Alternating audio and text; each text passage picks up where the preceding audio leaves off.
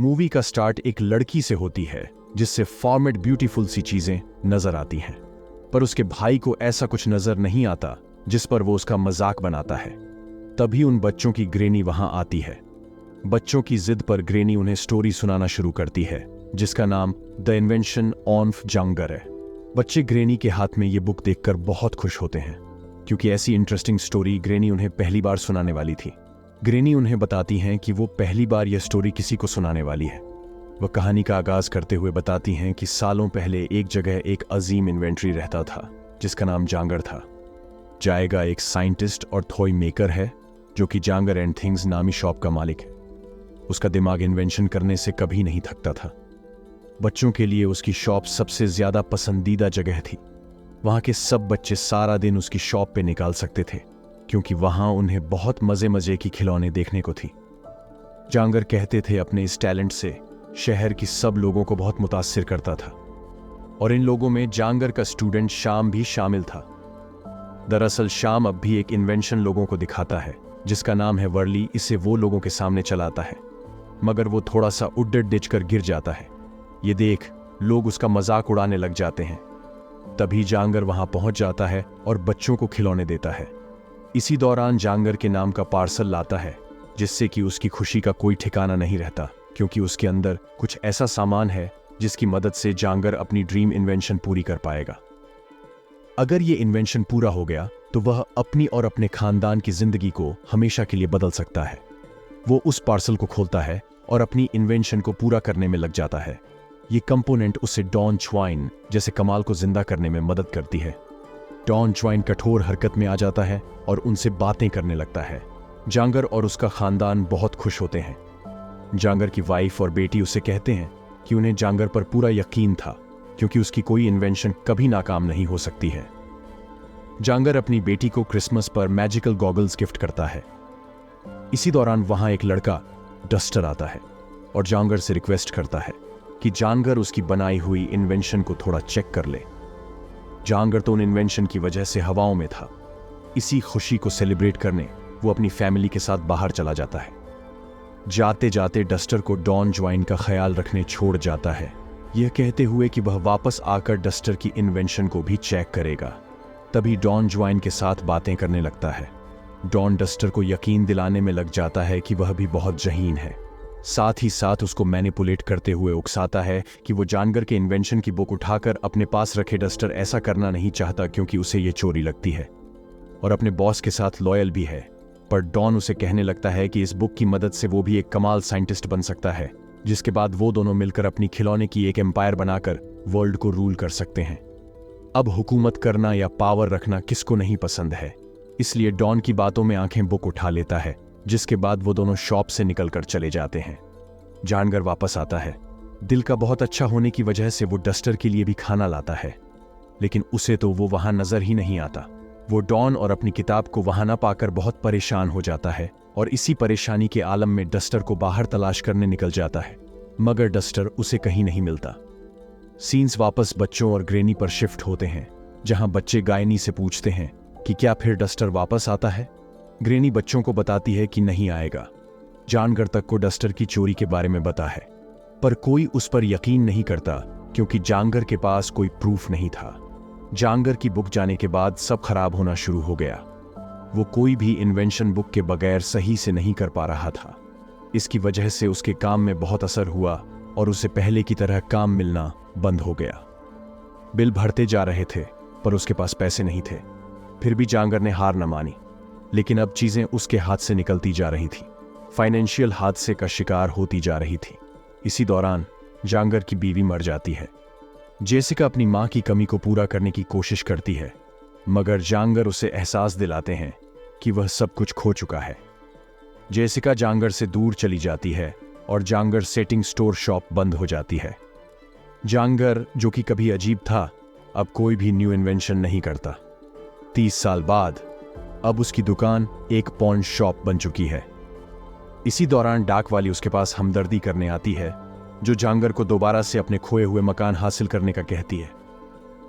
इसके बाद जांगर के पास बैंकर मिस्टर एक्स आते हैं, जो जांगर को बताते हैं कि उसने अभी तक अपने बिल्स बैंक को पे नहीं किए हैं। वो उसके सामने ऑप्शन रखते हैं।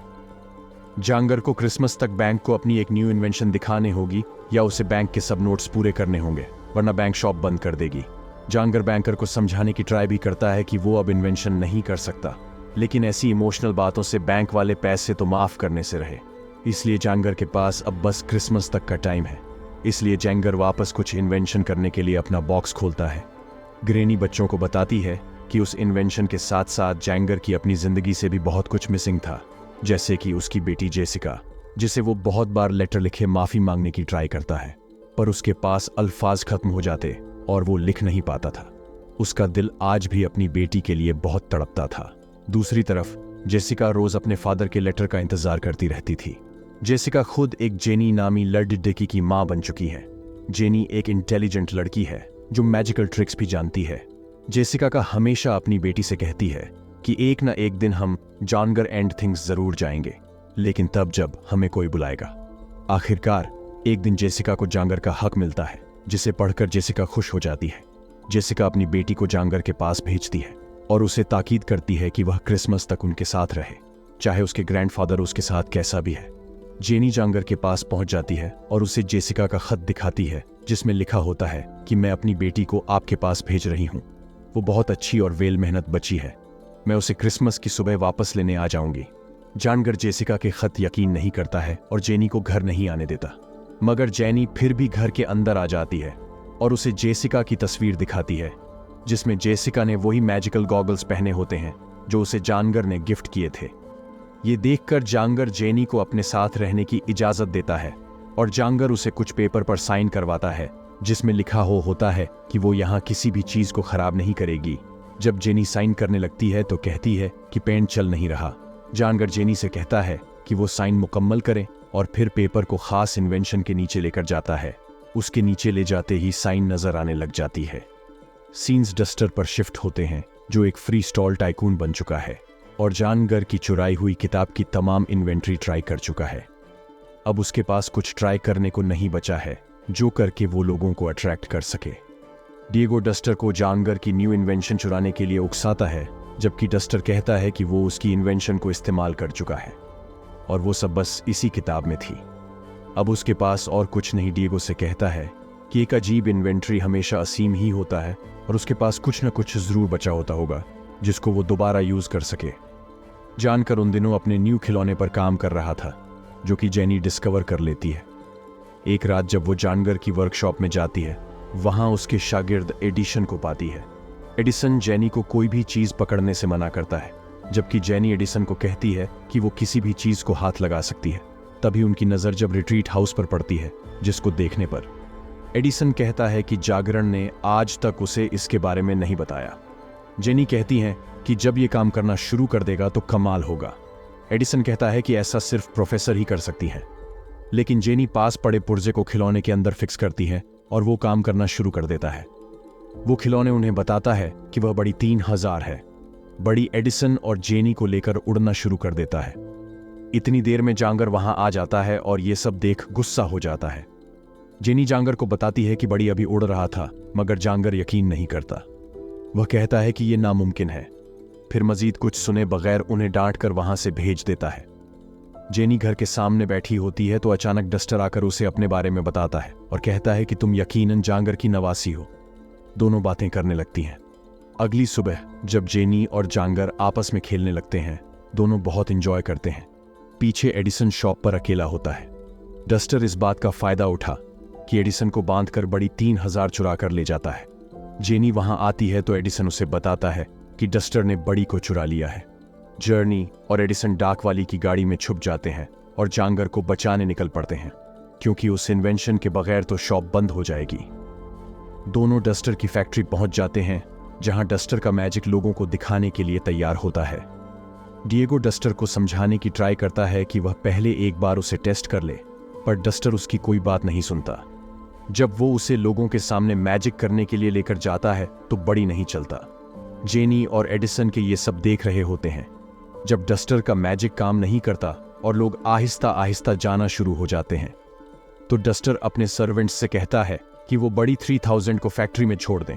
डस्टर के सर्वेंट बड़ी को लेकर जा रहे होते हैं तो जेनी उनको चकमा दे देती है और एडिसन बड़ी को लेकर भाग निकलता है। जेनी भी वहां से भाग के एक कमरे में जाती है। डिएगो डस्टर से कहता है कि तुमने अपनी पिछली नाकामियों से कुछ नहीं सीखा।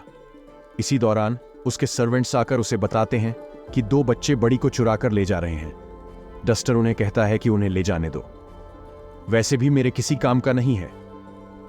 डिएगो डस्टर से कहता है कि वो काम की चीज है, उसे ऐसे मत जाने दो। डस्टर गार्ड्स को बच्चों का पीछा करने का कहता है। इसी दौरान जांगर भी बच्चों को बचाने डस्टर की फैक्ट्री पहुंच जाता है और पोस्टमैन की मदद से बच्चों को फैक्ट्री से निकाल में कामयाब हो जाते हैं।